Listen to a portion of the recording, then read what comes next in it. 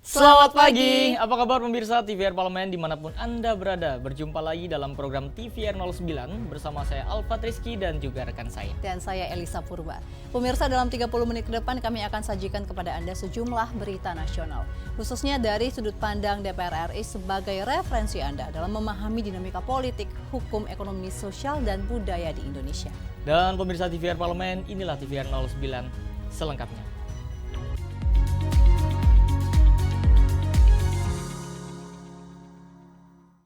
Pemirsa, jelang Ramadan, Komisi 4 DPR RI meminta pemerintah pastikan stabilitas harga pangan dan juga stok pangan nasional dapat mencukupi kebutuhan masyarakat selama Ramadan hingga Idul Fitri. Jelang Ramadan, Komisi 4 DPR RI meminta pemerintah memastikan stabilitas harga pangan dan stok pangan nasional dapat mencukupi kebutuhan masyarakat selama Ramadan hingga Idul Fitri. Anggota Komisi 4 DPR RI Cindy Monica Salsabila mengatakan, pemerintah tidak boleh menormalisasi fenomena lonjakan harga dan kelangkaan bahan pangan di bulan suci Ramadan.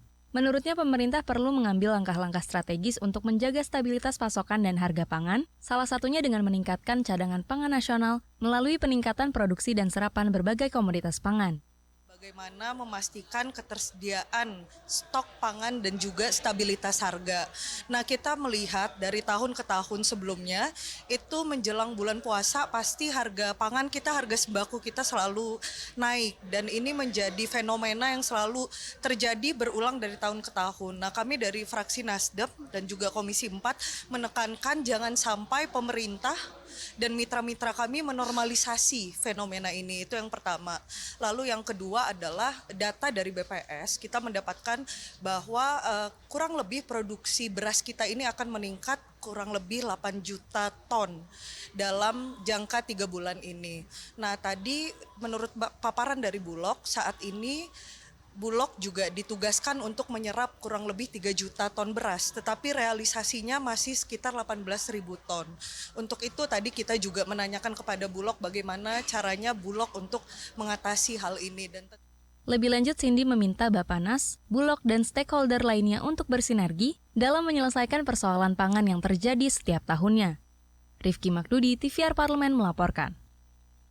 Pemirsa, Badan Legislasi DPR RI bersama pemerintah tengah menyusun revisi Undang-Undang Mineral dan Batubara sebagai upaya perkuat konsep hilirisasi sumber daya mineral, serta membuka akses yang lebih inklusif bagi masyarakat dalam pengelolaannya.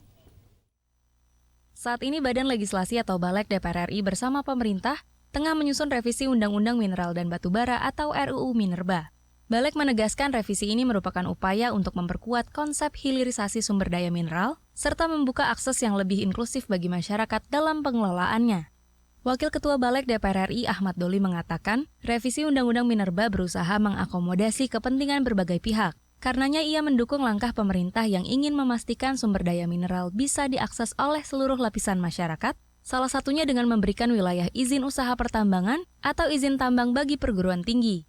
Inti dari perubahan revisi Undang-Undang Minerba ini. Yang pertama adalah memperkuat, mempertegas konsep atau proses hilirisasi terhadap semua konsesi-konsesi tambang kita, apa batu bara, nikel, dan bahan mineral yang lainnya. Nah, yang kedua adalah bagaimana seluruh kekayaan alam Indonesia ini istilah kami diinklusivisasi, ya, dibuka aksesnya seluas-luasnya. Kalau selama ini terkesan konsesi tambang ini diberikan secara eksklusif gitu ya. Nah, ini kita buka secara inklusif. Jadi masyarakat dimungkinkan untuk punya akses terhadap lahan-lahan pertambangan. Mereka punya akses untuk bisa memiliki konsesi tambang itu.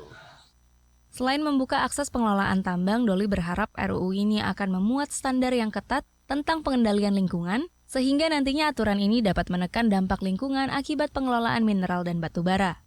Rifki Makdudi, TVR Parlemen melaporkan. Di samping pengangkatan tenaga honorer di seluruh Indonesia menjadi P3K, banyak daerah yang mengeluhkan pemenuhan hak P3K. Salah satunya gaji karena keuangan Pemda yang tidak mencukupi. Dan bagaimana respon DPR RI terhadap permasalahan ini? Kami hadirkan informasinya sesaat lagi, tetaplah di TVR 09.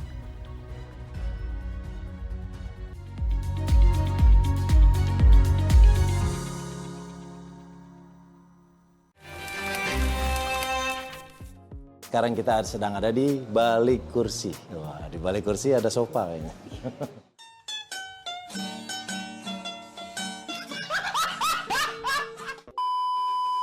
Terjun ke politik yang pertama karena memang saya memiliki ketertarikan sama politik itu udah lama, udah sekitar 7-8 tahun belakangan ini. Makanya saya maju sebagai calon legislatif kemarin melalui PDI Perjuangan, dapilnya Jabar 2.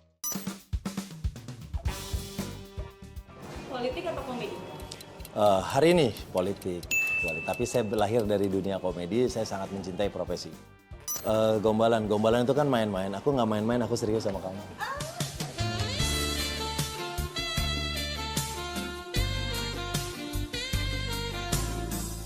Segera, hanya di TVR Parlemen.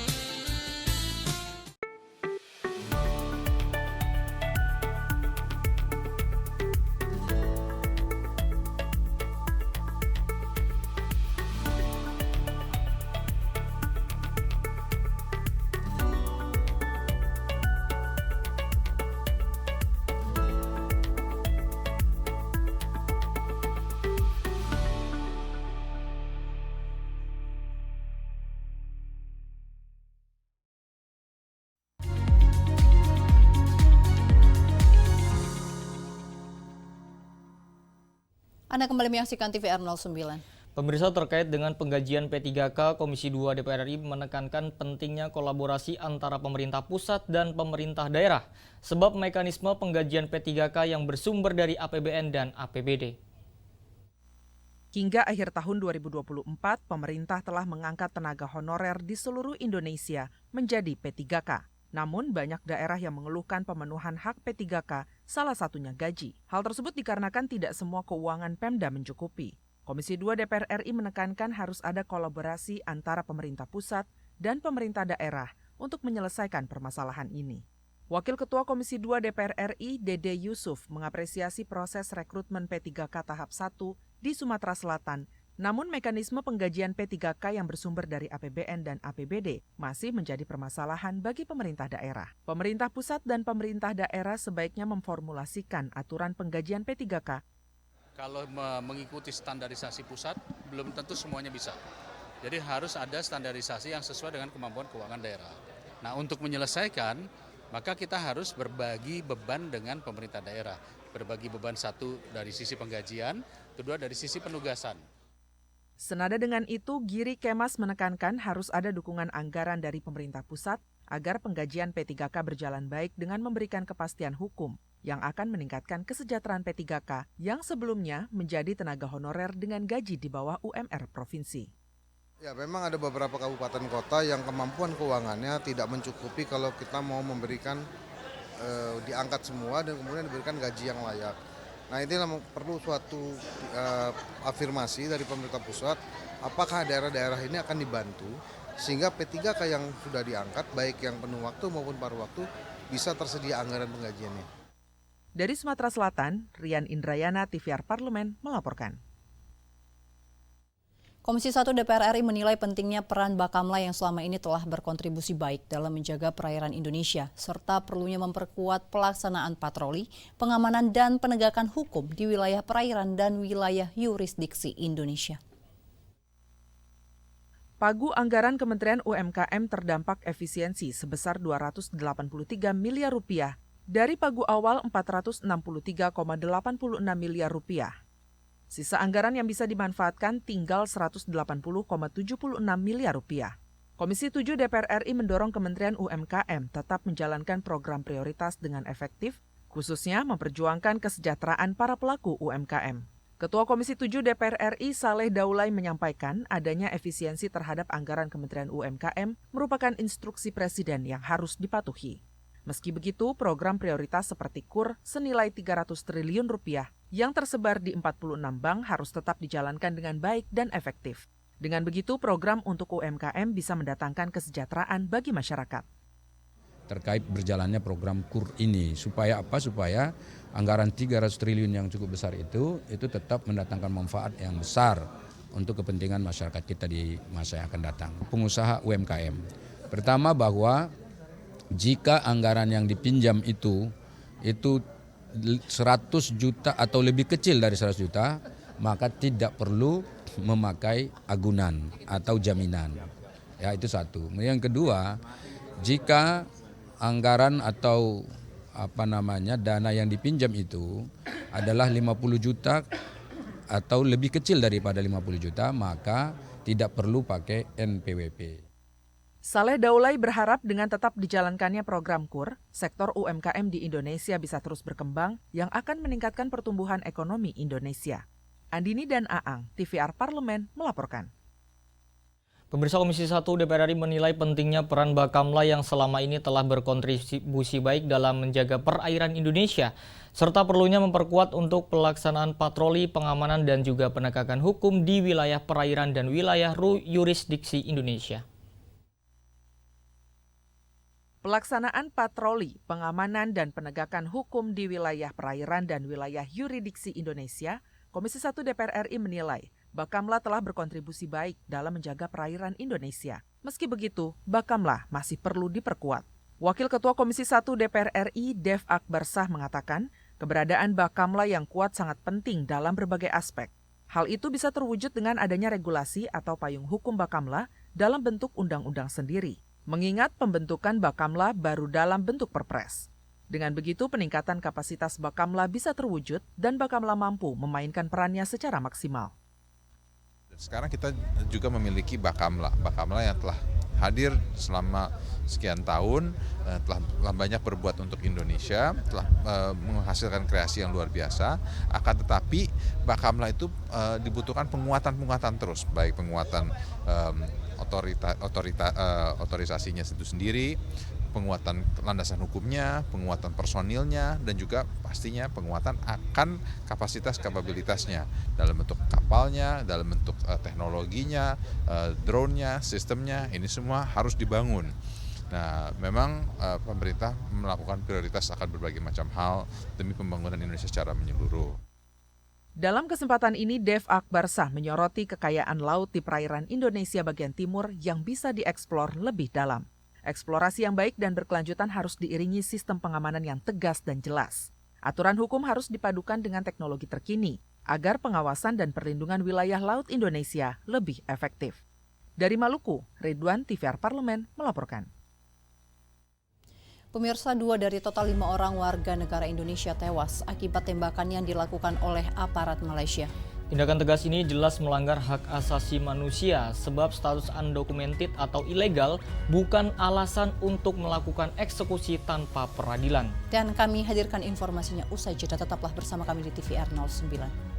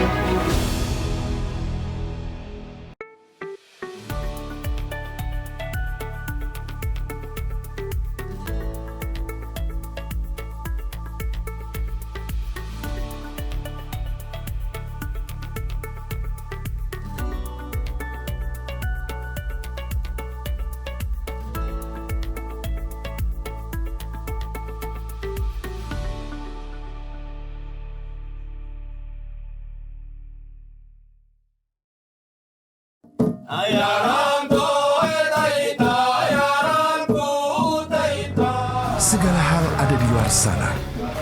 Lalui rintangan, terus bergerak, maju menembus batas.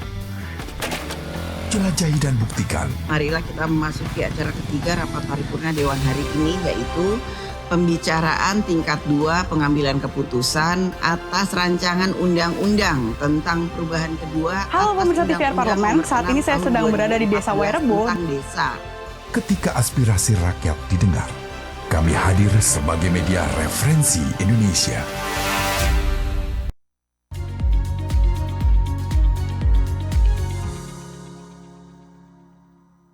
Anda kembali menyaksikan TVR 09. Pemirsa, kasus penembakan warga negara Indonesia oleh aparat Malaysia menunjukkan sikap abai dalam upaya persuasi, pemberian peringatan, dan tindakan yang sifatnya melumpuhkan. Aksi asal tembak warga negara Indonesia ini secara tidak langsung mengganggu kedaulatan dan marwah Indonesia di mata dunia. Terlebih kasus penembakan warga negara Indonesia oleh penegak hukum Malaysia ini bukan kali pertama. Lalu bagaimana respon DPR terkait dengan hal ini? Simak liputan mendalam yang telah dikemas dalam segmen editorial parlemen berikut ini.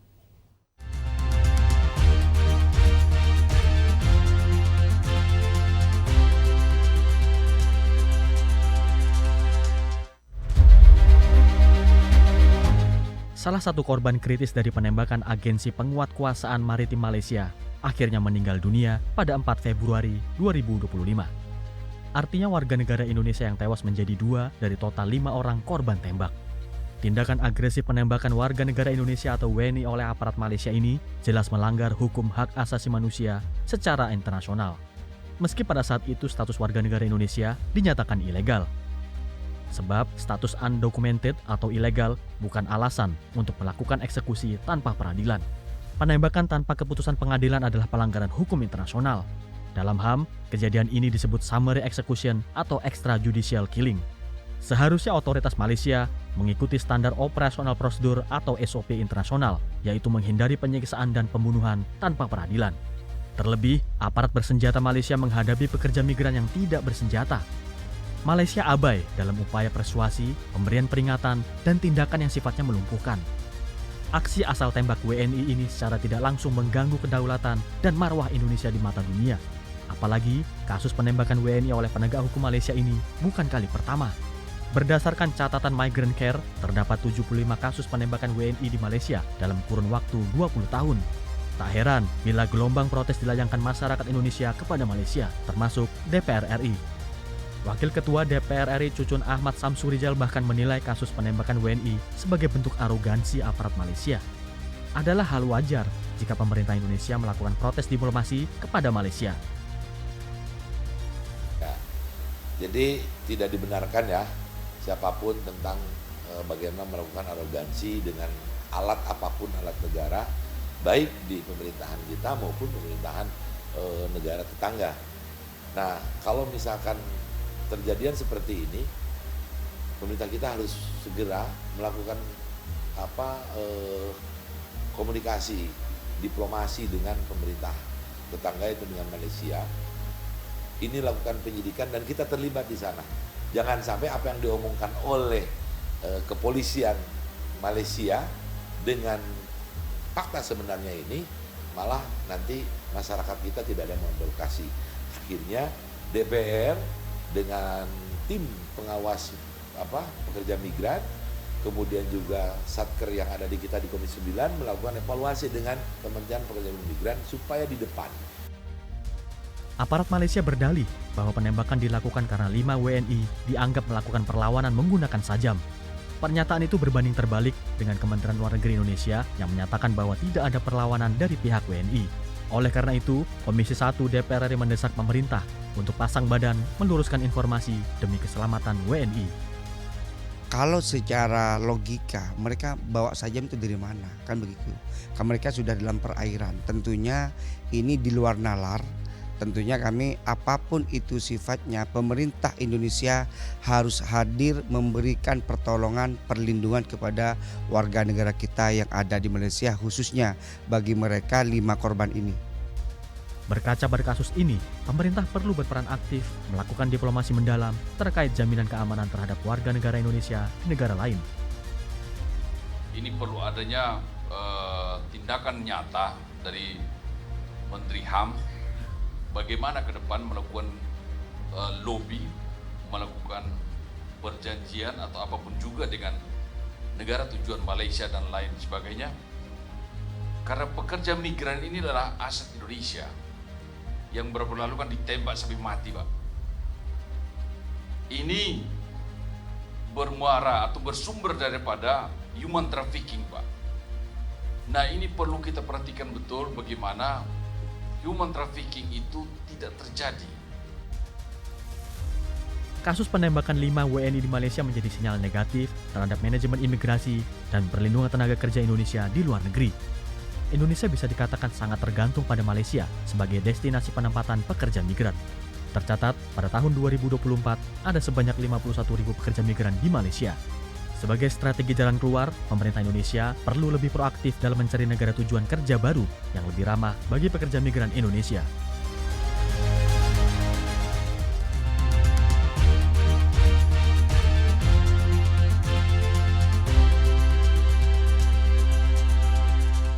Ya Elisa dan juga pemirsa nih, bagi para pecinta alam tentu ada salah satu kegiatan yang menarik yang dapat memacu adrenalin, yaitu kegiatan mendaki ini dapat menjadi opsi bagi pemirsa nih.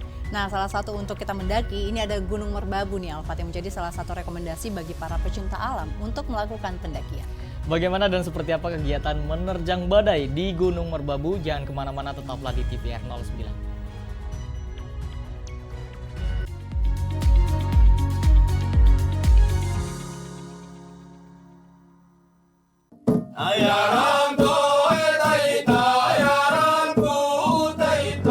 Segala hal ada di luar sana. Lalui rintangan, terus bergerak, maju menembus batas. Jelajahi dan buktikan. Marilah kita memasuki acara ketiga rapat paripurna Dewan hari ini, yaitu pembicaraan tingkat 2 pengambilan keputusan atas rancangan undang-undang tentang perubahan kedua. Halo pemirsa TVR Parlemen, saat ini saya sedang berada di Desa Wairebo. Ketika aspirasi rakyat didengar, kami hadir sebagai media referensi Indonesia.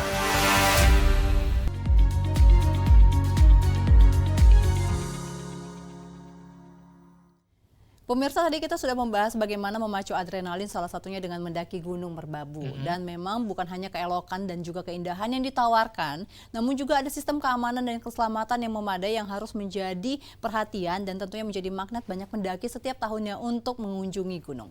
Nah, tidak kalah menarik nih Elisa, sebagai upaya memitigasi bencana di Gunung Merbabu, Gelang Pintar menjadi salah satu inovasi dari Balai Taman Nasional Gunung Merbabu. Tentunya biar semuanya aman ya Alfat. Dan tanpa berlama-lama pemirsa, mari kita saksikan tayangan berikut jelajahi Gunung Komparle, menikmati Merbabu via Selo pada segmen Intips, informasi dan tips untuk Anda.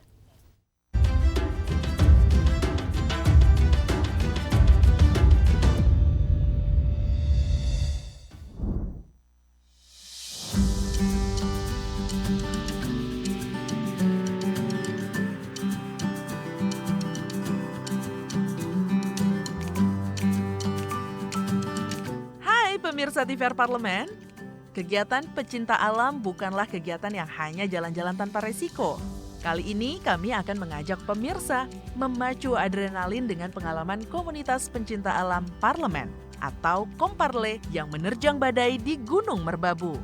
Badai memang salah satu faktor resiko yang paling sering ditemui oleh pendaki gunung manapun. Untuk itu, pemirsa TVR Parlemen, kegiatan mendaki gunung harus dipersiapkan dengan matang. Selain logistik yang cukup, kegiatan fisik dan mental pun harus dipersiapkan dengan penuh pertimbangan. Mendaki gunung bukan sarana adu keren atau kehebatan, karena bisa saja nyawa menjadi taruhannya. Dalam pendakian Gunung Merbabu kali ini, tim ekspedisi Gunung Merbabu Komparle terhadang badai di pos 4 jalur Selo atau yang dikenal dengan Pos Sabana 1, di mana Komparle mendirikan tenda dan bermalam. Badai berupa angin kencang disertai kabut pekat ini membuat jarak pandang hanya beberapa meter saja. Akibatnya nih pemirsa, Komparle urung melanjutkan summit dini hari ke puncak Merbabu karena kencangnya angin serta kabut yang pekat yang bahkan menyelimuti lokasi Sabana 1 hingga puncak mulai dari sore hari. Keelokan alam Gunung Merbabu menjadi magnet ratusan ribu pendaki setiap tahunnya. Keamanan dan keselamatan mendaki menjadi prioritas Balai Taman Nasional Gunung Merbabu. Salah satu inovasi Balai Taman Nasional Gunung Merbabu adalah membuat gelang pintar. Gelang berbahan karet ini mengadopsi teknologi Radio Frequency Identification atau RFID. Chip yang tertanam di dalam gelang berfungsi memancarkan sinyal yang dapat ditangkap oleh menara pemancar di sejumlah titik pendakian, serta di titik patok MH di sekitar jalan pendakian. Tujuannya mempermudah monitoring para pendaki serta sebagai upaya mitigasi bencana di Gunung Merbabu. Jalur pendakian ke Gunung Merbabu melalui Selo merupakan satu-satunya jalur pendakian di Gunung Merbabu yang menggunakan teknologi baru ini demi mempertimbangkan keamanan para pendaki.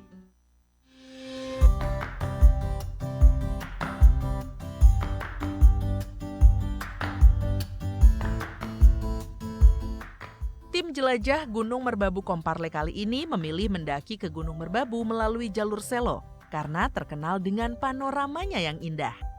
Selo merupakan salah satu kecamatan yang terletak di Boyolali, Jawa Tengah. Sama seperti di berbagai jalur lokasi pendakian ke Merbabu lainnya, masyarakat di Selo mayoritas menggantungkan hidupnya dari hasil bumi melalui kegiatan bertani. Namun, kini mulai banyak berdiri base camp pendakian yang dikelola masyarakat. Sehingga di waktu-waktu musim ramai pendakian, banyak masyarakat yang ikut beralih profesi menjadi porter bagi para pendaki. Selama mendaki melalui jalur ini, pemirsa akan disuguhi aneka pemandangan yang menakjubkan. Kondisi jalur yang relatif mudah dilalui dan cenderung lebih aman dari beberapa jalur pendakian lain ke Gunung Merbabu. Namun sayangnya di jalur Selo ini tidak terdapat sumber mata air ya pemirsa, sehingga pendaki harus membawa air minumnya dari bawah. Mendaki gunung, selain menikmati keindahan jalur pendakian, pemirsa juga harus menikmati ragam flora, seperti aneka bunga-bunga khas pegunungan tropis, seperti cantigi dan edelweiss. Bahkan pemirsa TVR Parlemen, kali ini tim ekspedisi Gunung Merbabu Komparle disambut burung kacer gunung yang riang menyambut tim ekspedisi Gunung Merbabu Komparle.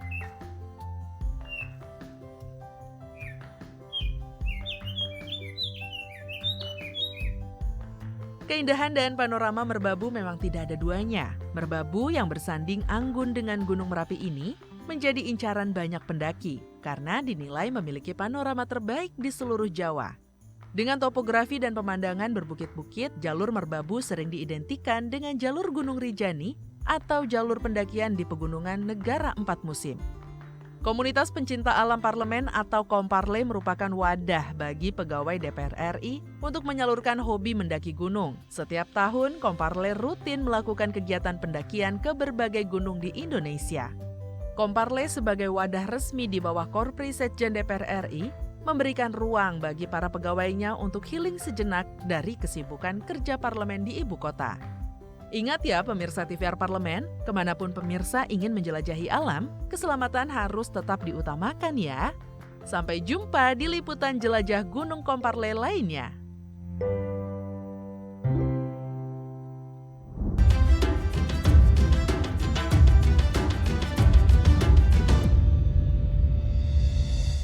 Itu dia informasinya untuk Anda pemirsa, dan di penghujung acara kami informasikan kepada Anda sejumlah agenda DPR RI pada hari ini Senin 10 Februari 2025.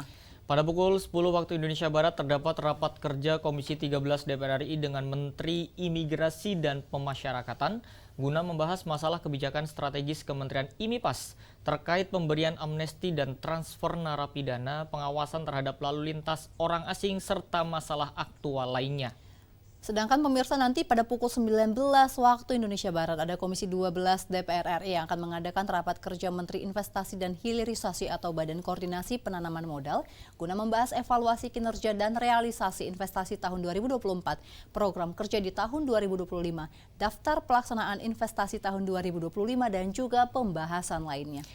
Dan tentunya banyak sekali agenda pada hari ini dan Anda dapat menyaksikannya di TVR Parlemen melalui kanal utama, kanal komisi, dan juga kanal kelengkapan dewan lainnya. Dapat Anda akses di tvrparlemen.dpr.go.id. Dan pemirsa TVR Parlemen, demikianlah TVR 09 edisi pagi ini. Kami segenap kru TVR Parlemen yang bertugas mengucapkan terima kasih telah menyaksikan. Ada saya Elisa Purba dan juga rekan saya Salvat Rizky. Pemirsa, sampai berjumpa kembali di TVR 09 selanjutnya. TVR Parlemen, Referensi Indonesia.